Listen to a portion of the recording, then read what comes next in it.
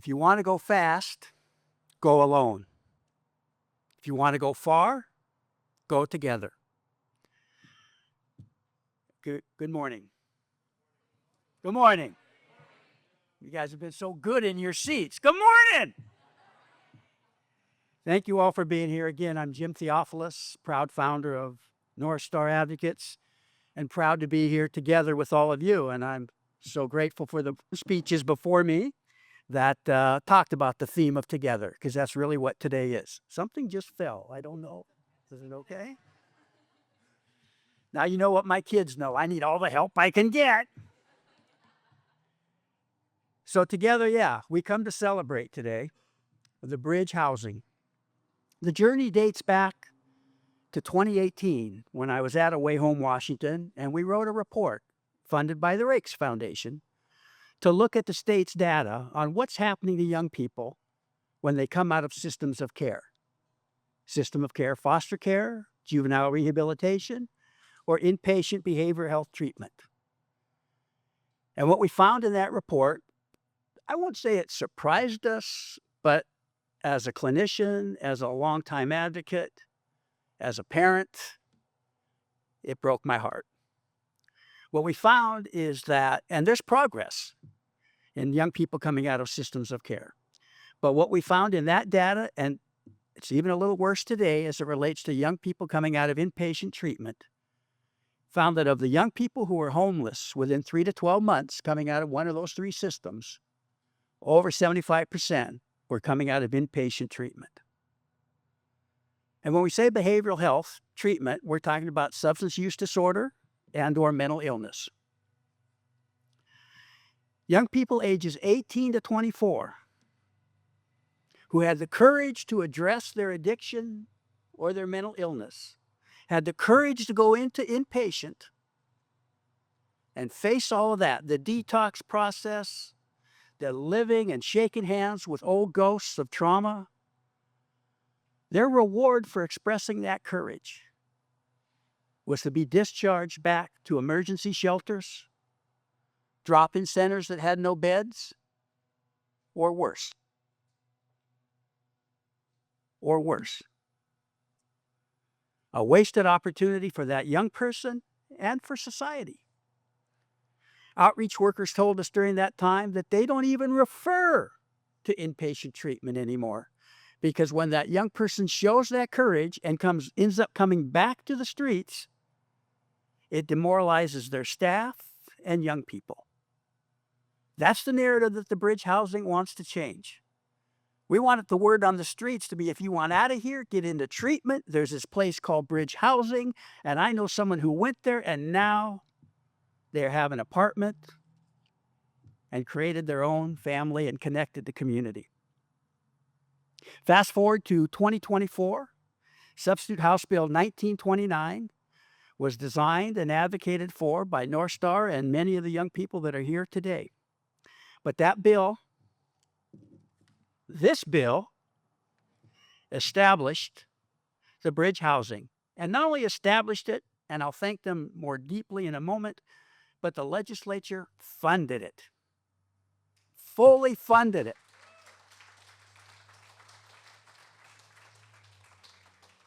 That bill also passed unanimously in every committee, including the floor vote, in the House and the Senate. I have a couple down there who I admire, but I kind of call them Senator No when it comes to some no. They all passed. They all voted to support this. This was bipartisan, community-led support. And then Governor Jay Inslee, in June of 2024, signed it into law. So today marks a different day for young people living at that intersection of trauma, homelessness, and behavioral health crisis. Today, our state has two programs on each side of the state providing intermediate housing for young adults coming out of inpatient treatment. And the focus of those houses is strengthen their recovery, support their recovery, and help them find their next best place. Their North Star. We don't have a comms director, so I got to sneak that. I'm also happy to say, as far as we can find, there is no other program like this in the United States. We found one in Canada, but it's in the same hospital, just a different unit of where the inpatient treatment is. We wanted young people to be in community, to practice the skills where they're going to be expected to exercise them same skills. So this is proof.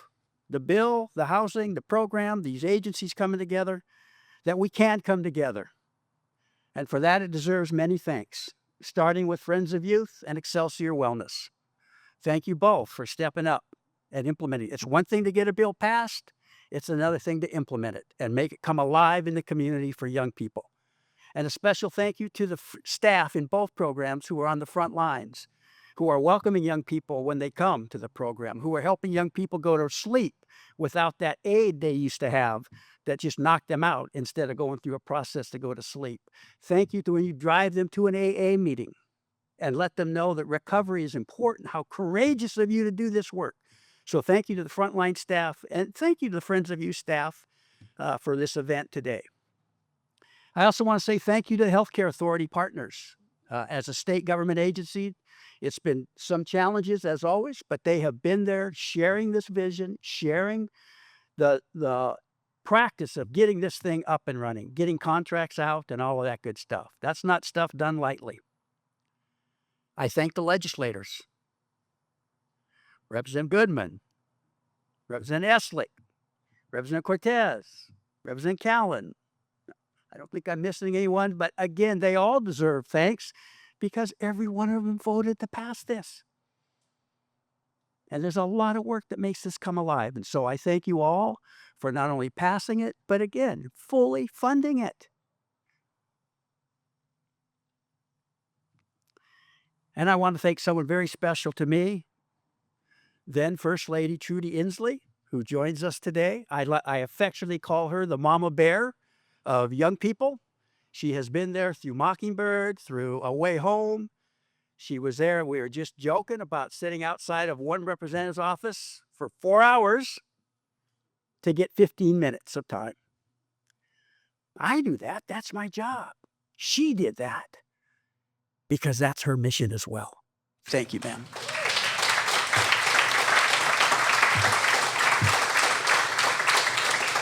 I also want to thank the board of directors and the the NorthStar team. I got Mockingbird coming.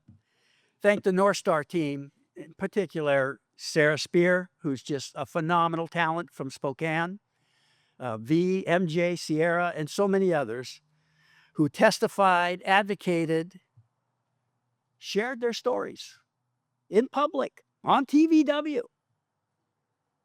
That takes some courage. And as Sierra said, she didn't do it for her. She did it for that 15, 16-year-old who doesn't even know they're going to be on the streets one day.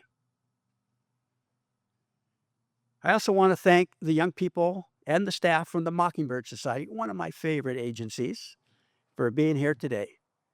They endorsed this. They supported it because they also knew that when young people say, yes, I want to return to the table of community, I want to be well, that should be supported.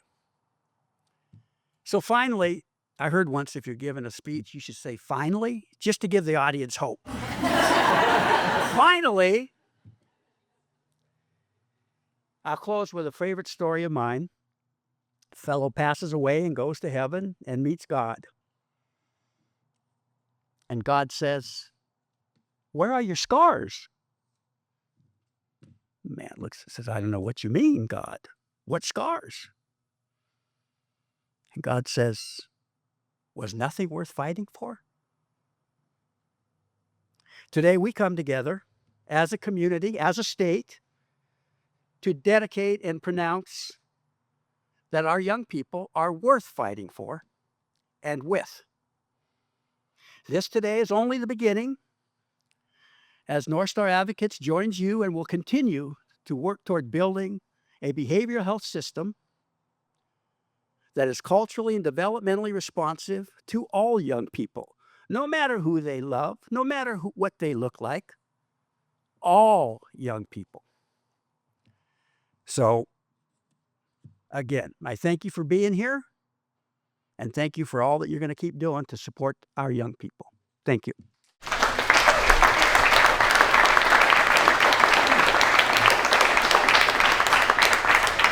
And part two. I am so honored to introduce someone very special to me as well. I first met him some 25 years ago when I was much younger and skinnier. He's still beautiful.